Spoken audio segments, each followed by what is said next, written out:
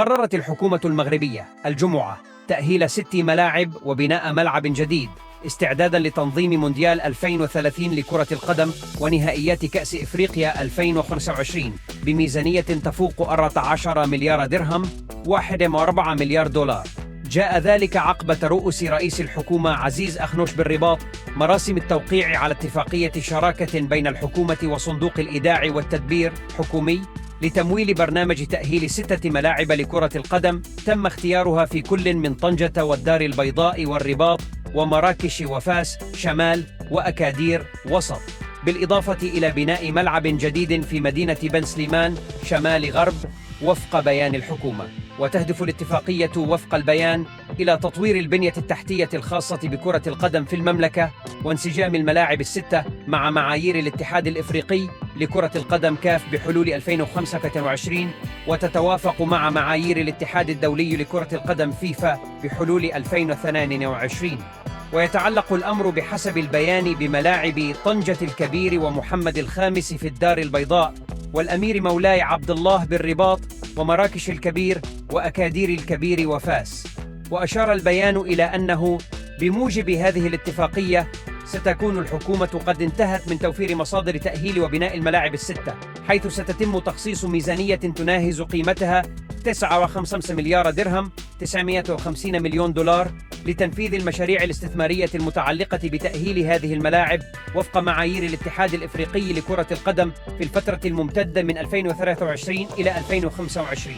وأوضح البيان أن هناك مرحلة تأهيل ثانية انسجاما مع معايير الاتحاد الدولي لكرة القدم بميزانية تتراوح بين 4.5 و6 مليار درهم 450 مليون و600 مليون دولار من 2025 إلى 2028.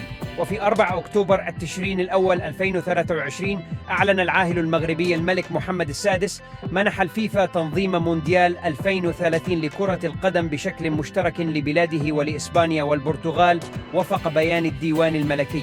وفي مارسين آذار 2023 أعلن العاهل المغربي قرار بلاده الترشح المشترك مع إسبانيا والبرتغال لتنظيم بطولة كأس العالم لكرة القدم 2030. ويعتبر طلب الترشيح المغربي السادس من نوعه بعد الفشل في 5 مناسبات سابقة، كانت الأولى لمونديال 1994 واستضافته الولايات المتحدة الأمريكية، والأخيرة في نسخة 2029 التي ذهبت لمصلحة الملف المشترك بين الولايات المتحدة وكندا والمكسيك. بات المغرب على أتم الاستعداد لاستضافة واحدة من أكبر الأحداث الرياضية في العالم، حيث يجري تأهيل 6 ملاعب كبيرة في مختلف مناطق البلاد استعداداً لتنظيم مونديال كأس العالم 2030. تعد هذه الخطوة الضخمة جزءاً من استراتيجية المغرب لإظهار قدراتها في استضافة الأحداث العالمية وتعزيز مكانتها كوجهة سياحية ورياضية رائدة في المنطقة. يعد استعداد المغرب لاستضافة كأس العالم 2030 مشروعاً شاملاً يمتد إلى مختلف جوانب البنية التحتية، حيث تشمل التحضيرات، تطوير وتأهيل الملاعب الرياضية بما يتوافق مع معايير الاتحاد الدولي لكرة القدم فيفا، بالإضافة إلى تحسين البنية التحتية المحيطة بها مثل الطرق ووسائل النقل والفنادق والمطاعم.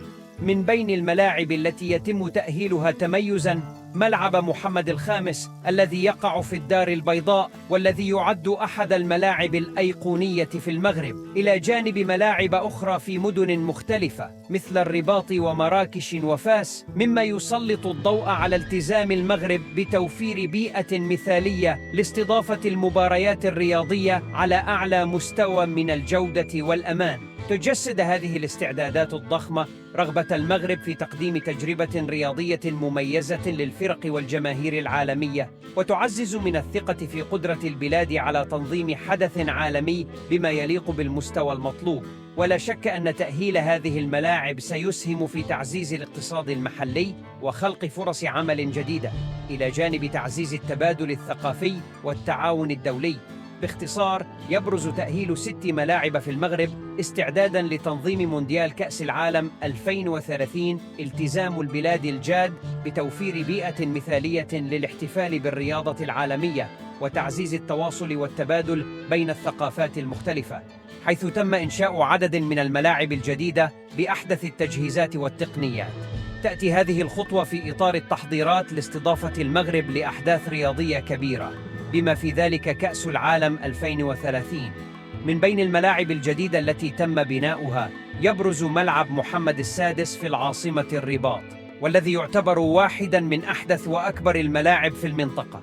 يتميز هذا الملعب بتصميمه الحديث والمرافق المتطورة التي تضمن تجربة فريدة للجماهير واللاعبين على حد سواء.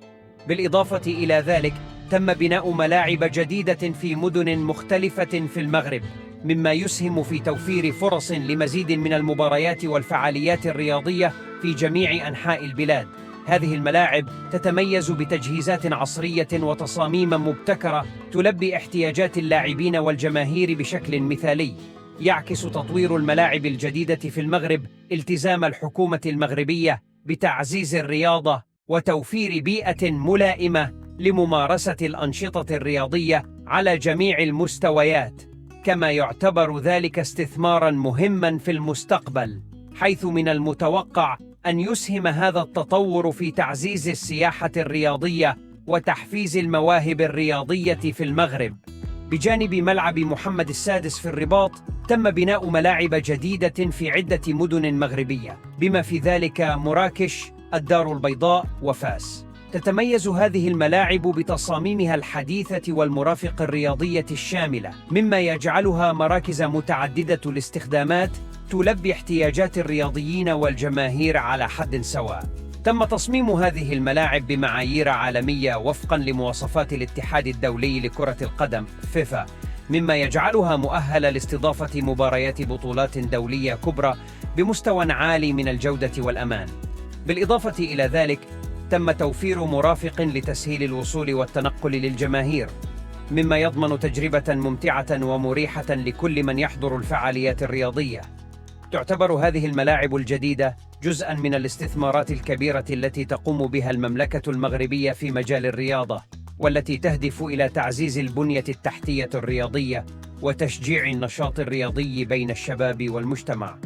إن وجود هذه المرافق الرياضية المتطورة يسهم في خلق فرص جديدة لتنظيم المزيد من الفعاليات الرياضية المحلية والدولية في المغرب، مما يسهم في تعزيز مكانة المغرب كوجهة رياضية متميزة في المنطقة وعلى الساحة العالمية.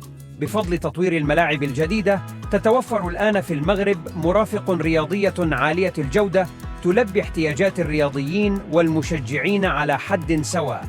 تم تصميم هذه الملاعب بأحدث التقنيات والمعايير العالمية، مما يجعلها مؤهلة لاستضافة مباريات كبيرة وفعاليات رياضية هامة. من الجوانب البارزة لهذه الملاعب الجديدة هو التركيز على الاستدامة والتوافق مع البيئة، فقد تم تصميمها باستخدام تقنيات البناء الخضراء واعتماد مصادر الطاقة المتجددة، مما يساهم في تقليل الآثار البيئية السلبية وتعزيز الاستدامة البيئية.